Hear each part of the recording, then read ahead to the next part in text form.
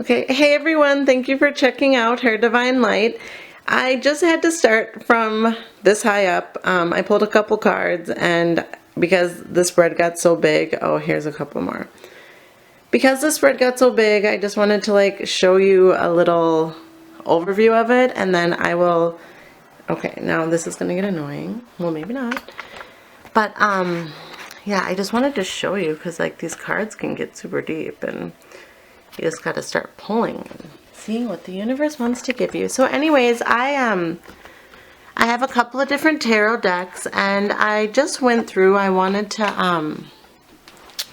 kind of ask for like another card to represent, you know, the players in the story. And I was very taken with my findings. I was like, ooh, universe. So this one is called the Prisma Vision deck. It's one of my first tarot decks that I used, and I really love the imagery on it.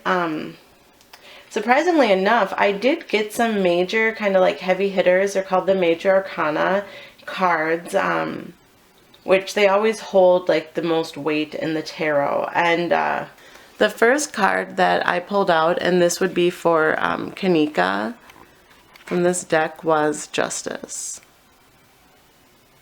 I mean, what else can we say? Justice for Kanika. I mean, come on, sister. She is really just asking for us to help. So what I just love with this justice is it's all about, you know, we're reaching up for justice. We're reaching up to get clarification.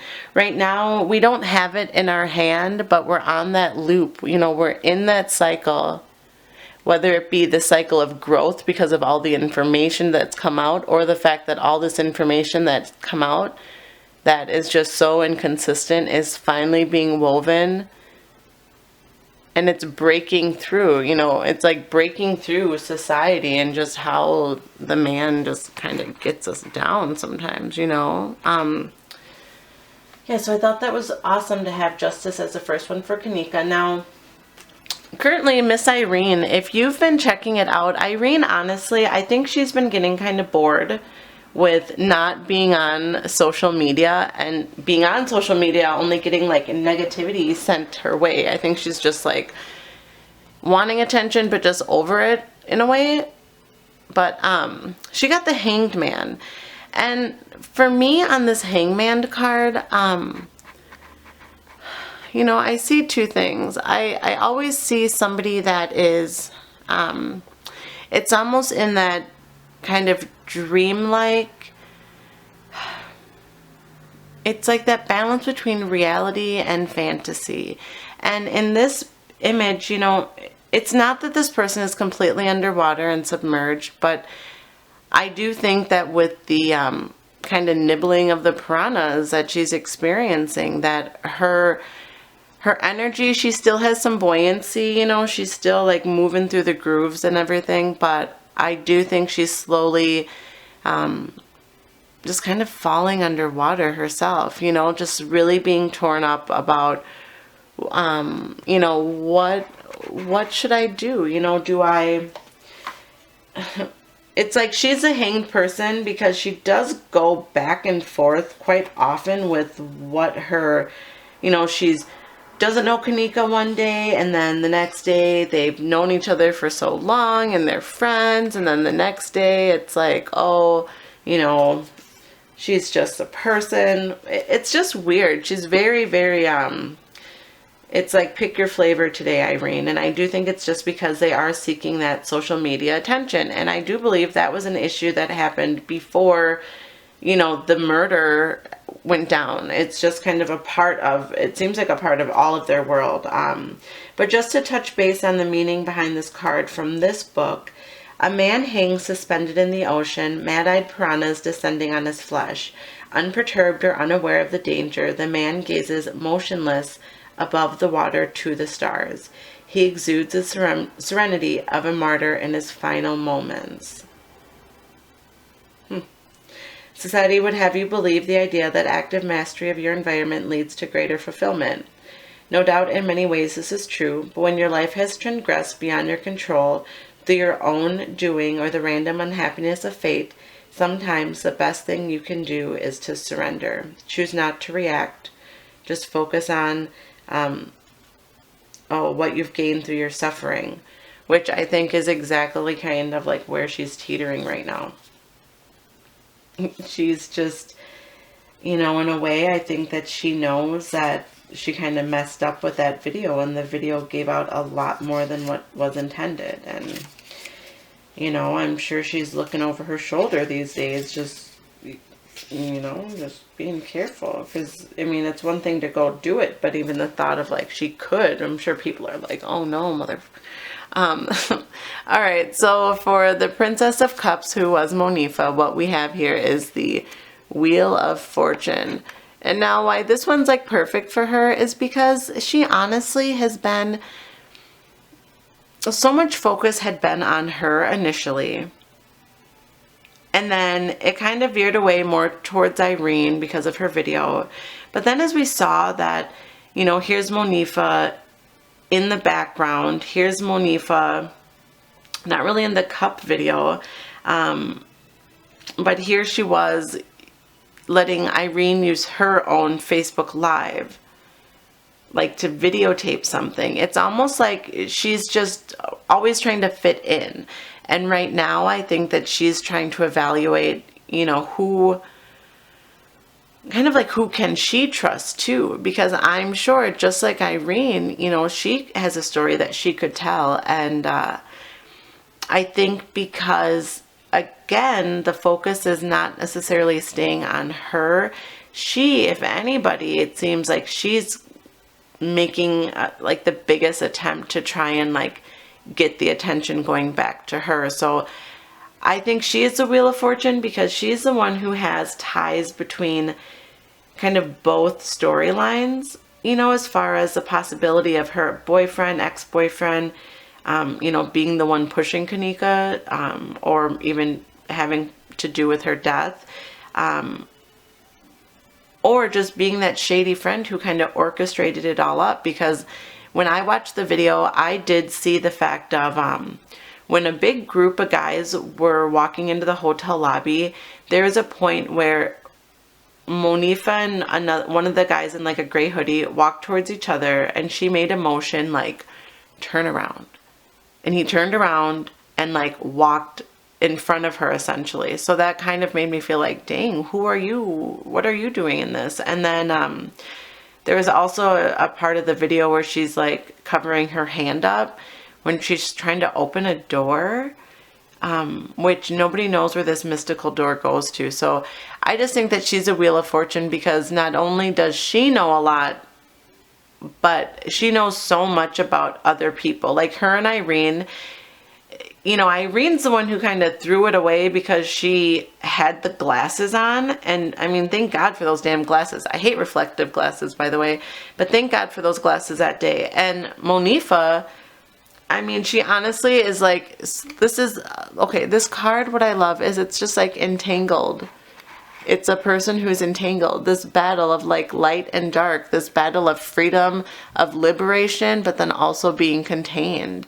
And really, let's say that she was like this little goose or whatever, or swan. I mean, the beauty can't even be seen because there's just so much, you know, like that negativity just surrounding her. Like almost in a way, she's probably the easiest one to be manipulated as far as keeping her mouth shut.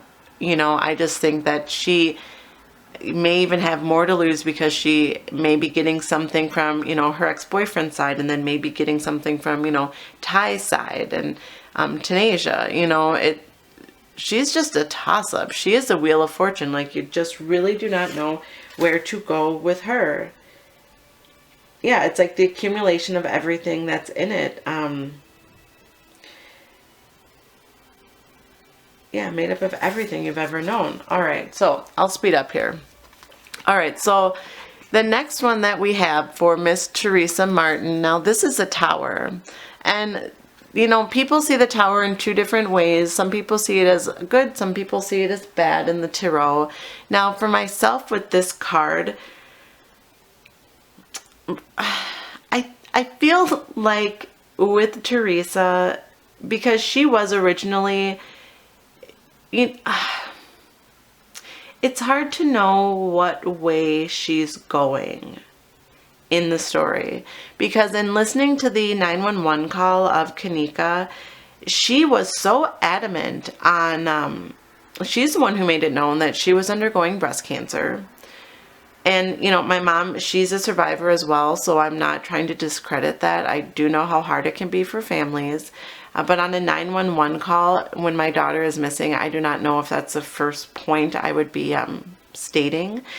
So she was the one who had to mention, you know, she's taking medication for her breast cancer, and that's why Kanika knew better than to stay out late. You know, she points out the fact that it's not like her daughter to be out or whatever. However, you know, with that same thought, you know, I'm only an auntie, and if I can't find my niece, if I can't find my cat, you know, I'm like, oh my gosh, have you seen my cat? Like, I'm calling people's friends. Like, you have to make sure that people are okay. And, you know, when she was calling the police, she just did not sound like, oh my God, my daughter is missing and it's not like her, she should be home. It was more so almost making the call with certain information, so there was a point of empathy automatically. You know, she mentions the fact that Kanika can't really hold her liquor. When she originally calls, she said something along the lines of, she called the hotel something different than the officer. I believe she said Crown Plaza O'Hare, and then the officer replied with, do you mean the Crown Plaza Rosemont? Or Rosemount. So we have a city like that where I live. So Rosemont, I don't know. But, you know, this. So then when, okay, so for Miss Martin, what we pulled is the tower.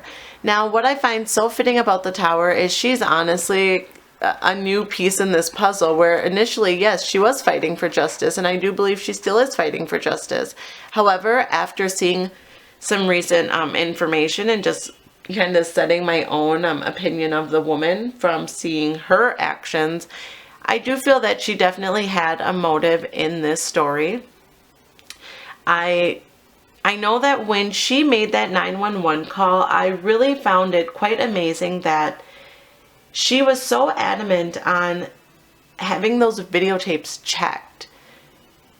It was somewhat odd to me because, you know, the officer is saying, give it some time, your daughter's 19, you know, check back in the morning. And she was just like, well, in the morning, will they still be able to see the videos? So in 24 hours, if I call back, will they still be able to watch the video films from yesterday for the full day? And it just seemed, I mean, I guess that is a cause of concern, but I guess at the time of my daughter missing, and if it was so unlike her, I would have already been at the hotel. I would have been like going around trying to listen to a party, trying to, you know, tell the officer like, no, my daughter does not drink. No, my daughter is always home by 11:05 and it's 2:35, you know, regardless of her age, something along that line. And she just did not have that in her voice. And also when she saw Teresa's body, honestly, you would not have, for the urgency she expressed in wanting to find her on those calls, her reaction when she saw her, it was completely opposite of what I would have imagined. And I do understand the principle is shock, but there was just something off about it. And I think like that's why she's the tower moment. If her actions could be clarified, and if she was able to provide more insight on not only her role, but maybe even like the hotel's role, maybe they did pay off, maybe they did. Yeah, just, I feel like there's something more to her. And I think that once that piece gets found out, the story really is going to start crumbling. And that's why I think just with it, you know, it's not a full, it's like the brink. It's that brink of jumping in and just saying, here's everything. This is what it is. Yeah. Okay, so wait, my camera's gonna die, so let me go for him. For the King of Wands guy, Carl, I think, I got the devil. So how fucked up is that? All right.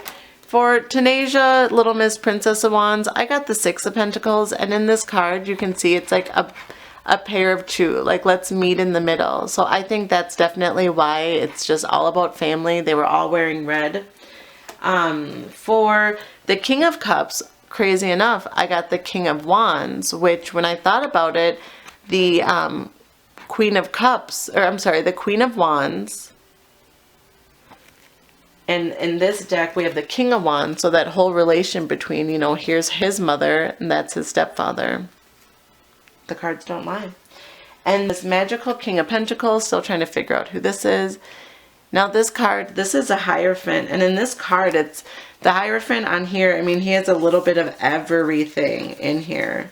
So I just think like this is somebody who's overseeing all of it, whether it's from the hotel, whether it's from the police.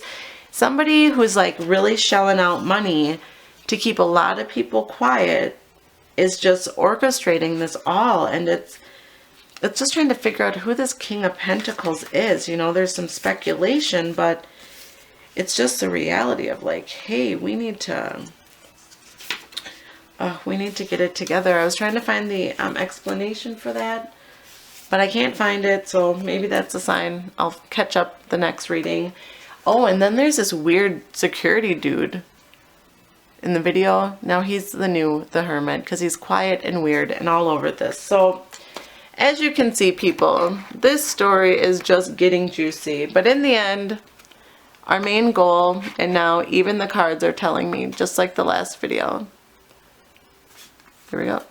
Justice is needed for this Princess of Swords.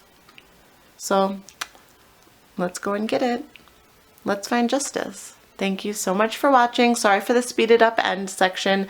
Now I'm caught up, and the next stuff will be all new information. So we'll all be on the same page. So thanks for watching. Bye.